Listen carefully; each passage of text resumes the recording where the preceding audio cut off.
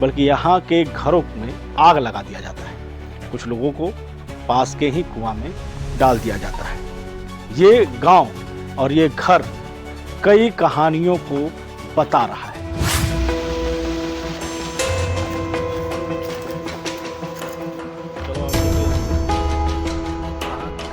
कि ये दलेलचक बघौरा जो नरसंहार हुआ, इसे बिहार का सबसे बड़ा नरसंहार कहा जा सकता है।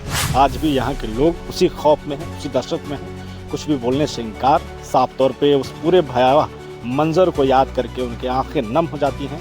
जो बातें वो बता रहे हैं वो शायद कैमरा पर दिखाना भी उचित ना हो पाए।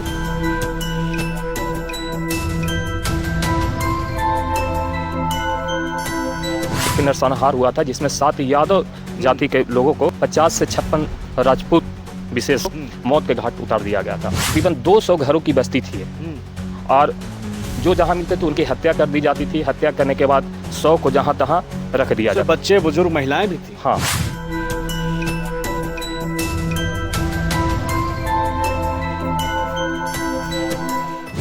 इधर उधर भागते हैं और भागने के अलावा उनके पास कोई चारा नहीं होता, लेकिन उनको पकड़ा जाता है। पकड़ करके जहां वो मिलते हैं उनकी वहां पर हत्या की जाती है। ये बघौरा का वही घर है जो सिर्फ पक्का का था, इसलिए बच गया। नहीं तो यहाँ जितने भी मिट्टी के घर थे वो तबाह हो गए, जलाकर राख कर दिए गए। ये बघौरा का वो घर है और इस पूरे गांव की दास्तान बताती आपको ये स्मारक दिखेगी, जो उस रात की पूरी कहानी बयां कर रही है। किस तरीके से किन लोगों की हत्या की गई थी, पूरी कहानी इसी में दर्ज की गई है। शुक्रवार की रात्रि में ग्राम बघौरा, थाना मदनपुर, जिला औरंगाबाद में माओवादियों के द्वारा किए गए सामूहिक नरसंहार में शहीदों की एक सूची तैयार की गई है। उन तमाम लोगों का नाम दिया गया है। सोना कुंवर, उम्र सामने है, बच्चे हों, बुजुर्ग हों, महिलाएं हों या फिर पुरुष हों, उन तमाम लोगों को इस बात का एहसास तक नहीं था कि शुक्रवार की रात्रि में उनकी मौत उनके सामने आ रही है। चैन की नींद सोने वाले लोग अचानक से इस पूरे गांव में हंगामा मचता है। लोग बेचैन हो जाते हैं, इधर उधर भागते हैं और भागने के अलावा उनके पास कोई चारा नहीं होता, लेकिन उनको पकड़ा जाता है। पकड़ करके जहां वो मिलते हैं उनकी वहां पर हत्या की जाती है।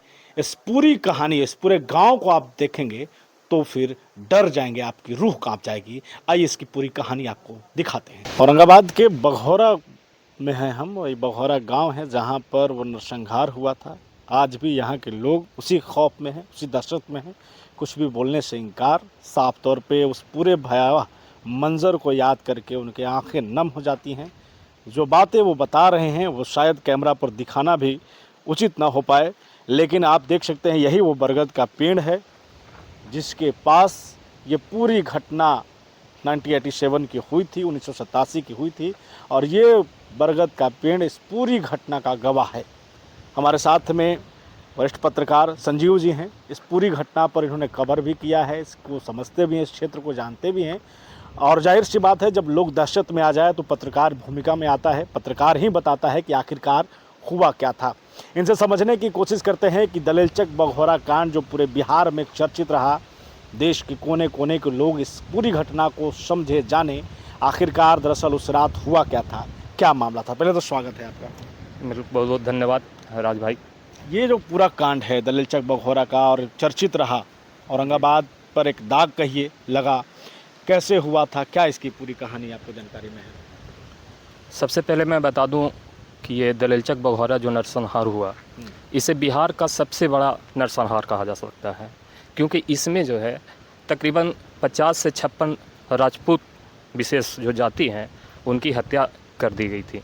कुछ लोग इसे जातीय संघर्ष बताते हैं, लेकिन एक्चुअल में यह था आपका नक्सलियों द्वारा ये नरसंहार किया गया था। और जैसा कि हम लोग ने यहाँ पे आकर आकलन किया, लोगों से पूछताछ की, जो पूर्वज थे, जो बूढ़े लोग थे, उन लोग से भी जानने की कोशिश की, तो उन्होंने बताया कि उस समय पूंजीवाद और सामंतवाद के जो विचारधारा था, कुछ बड़े जमींदार टाइप के यहाँ पे लोग रहते थे और उनका इतना वर्चस्व हो चुका था कि लोग गरीब जो पिछड़े वर्ग के लोग हैं उन्हें शोषण करना स्टार्ट कर दिए थे। और उसी शोषण से मुक्त कराने के लिए नक्सलियों ने इतने बड़े नरसंहार को अंजाम दिया और उसी का नतीजा है कि 29 मई 1987 को, जो कि इसके पूर्व छेछानी में भी एक नरसंहार हुआ था जिसमें 7 यादव जाति के लोगों को मौत के घाट उतार दिया गया था। और कुछ लोगों का कहना है कि उसी का बदला लेने के लिए नक्सलियों ने इस नरसंहार का अंजाम दिया है। और जितने भी यहाँ पे हत्याएं की गई थी, जो इस गांव में जो जहाँ भी मिलते थे, तकरीबन 200 घरों की बस्ती थी ये। और जो जहाँ मिलते थे उनकी हत्या कर दी जाती थी। हत्या करने के बाद 100 को जहाँ तहाँ रख दिया जाता। बच्चे बुजुर्ग महिलाएं भी थी। हाँ, उसमें महिलाएं, चाहे वो 80 साल के बुढ़िया हो या बूढ़े हो, 18 साल के बच्चे हो, उससे भी छोटे बच्चे हो, तमाम लोगों की हत्या कर दी गई थी। हत्या करने के बाद जितने भी घर थे यहाँ पे सब में आग लगा दिया गया था। और उसके बाद अपना जो कम्युनिस्ट पार्टी का अपना जो एजेंडा होता है, जो नारा होता है, लगाते हुए यहाँ से वो चले गए थे। ये पेड़ कहा जाता है कि ये गवाह है उस पूरी घटना का। क्या हुआ था उस दिन यहाँ पर? हालांकि लोग कहते हैं, हम लोग तो देखे नहीं थे, लेकिन जब लोगों से पूछताछ की तो लोगों का कहना है कि जितनी भी हत्या की जाती थी तो जितने भी 100 होते थे इस पेड़ के नीचे यहाँ पे रख दिया जाता था। और तकरीबन 50 से 60 की संख्या में जो 100 यहाँ पे एकत्रित करके रखा गया था, उसी का आज गवाह जब भी लोग आते हैं तो लोग बोलते हैं कि इसी पेड़ के नीचे उन्हें रखा गया था। ये पेड़ उस पूरी घटना का गवाह है। छेछानी में जो हुआ था, एक बोर्ड लगाया हुआ है, हमने देखा उसमें एक जाति विशेष का नाम दिया गया है। वाकई में वही जाति थी या कहीं से टेक्निकल मिस्टेक भी हुआ है? ये तो कहना मुश्किल है कि वही जाति थी, क्योंकि ऑलरेडी सारे लोग जानते हैं कि यह जो घटना का जो अंजाम दिया गया था वो नक्सलियों द्वारा, एमसीसी जिसे कहा गया था, एमसीसी द्वारा किया गया था। लेकिन उस समय के जो परिवेश था उसमें कुछ लोगों ने जिम्मेदार ठहरा दिया आपको, कुछ जाति विशेष लोगों को। वही छेछानी में जो हुआ उसके बाद की ये पूरी घटना प्रतिशोध के तौर पर इसको लिया गया था। ये हम दलेलचक बघौरा में हैं, ग्राउंड जीरो पर हैं और पूरी घटना को आप तक पहुंचाने के लिए यहाँ पर आए हैं। हमारे सहयोग किया है इन्होंने, संजीव जी हमारे साथ रहे हैं, यहाँ पहुँचे हैं, क्योंकि इस पूरी घटना का कहीं ना कहीं ये कवरेज करते रहे हैं। इस पूरी घटना को, लोगों की बातचीत, लोगों की भावनाओं को अपने कैमरे में कैद किया है और इन्होंने ही जो है हमें यहाँ तक लाए हैं ये। और ये संदेश वो औरंगाबाद पर जो बदनुमा दाग है उसको कहीं ना कहीं एक बार फिर से हम कोशिश कर रहे हैं कि यहाँ के लोग एक सवाल लेंगे कि क्या अब यहाँ के जो लोग हैं वो कहाँ हैं? कुछ बचे थे, नहीं बचे थे? पूरा घर उजड़ा, सरकार की तरफ से क्या कुछ प्रयास किया गया? देखिए, अभी बता रहा हूँ कि अभी मैंने बताया कि यहाँ पे कुल तकरीबन 200 घरों की बस्ती थी। और जिस समय ये हत्याकांड हुआ उसके बाद लोग यहाँ से छोड़कर चले गए, फरार हो गए और कई मौतें हो गई और कितने घर जला दिए गए। और यहाँ जो बचे हुए लोग थे वो पास में ही ललटेनगंज जो गांव है वहाँ जाकर बस गए हैं। अब उनका यहाँ आसपास में चले गए, आसपास में कहीं दूसरी जगह या फिर यहाँ से दूसरे प्रदेश में भी चले गए हैं। अब यहाँ पे मात्र 1 या 2 घर यहाँ पे लोग रहते हैं। कैंप भी लगा यहाँ पर उस समय जब वो माहौल बना हुआ था तो क्या था उसका? हाँ, उस समय कैंप भी लगा हुआ था, लेकिन उसमें उस समय की स्थिति थी ना कि एमसीसी का इतना प्रादुर्भाव हो गया था कि लोग कैंप में रहने से डरते थे।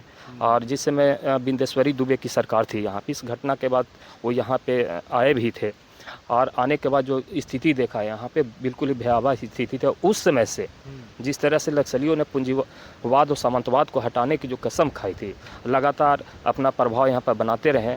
और अब जो स्थिति है बिल्कुल सामान्य हो चुकी है, पहले से बेहतर हो चुकी है। अब अमन चैन की ज़िंदगी लोग जी रहे हैं। लोग यहाँ पर देख रहे हैं कि जितने भी खेत हैं बघौरा का, जो आसपास के लोग गाँव में जाके बस चुके हैं उन्हीं का खेत है। अब अमन चैन की ज़िंदगी जीते हैं, रात को भी सब करते हैं। तो ये सरकार जो दावा कर रही है नक्सल मुक्ति का, उसका एक अभियान कह सकते हैं आप। इस क्षेत्र में रोड भी है, पानी की भी व्यवस्था है और खेती भी हो रही है। तमाम लोग धीरे धीरे आ रहे हैं। लेकिन जो 1987 में घटना हुई थी वो घटना आज भी लोगों के जहन में उसी तरीके से दर्ज है। और लगातार हम इस तरीके की खबरें आप तक लेकर आते रहेंगे, सच्चाई दिखाते रहेंगे। बने रहिए हमारे साथ, देखते रहिए बुलेटिन न्यूज़।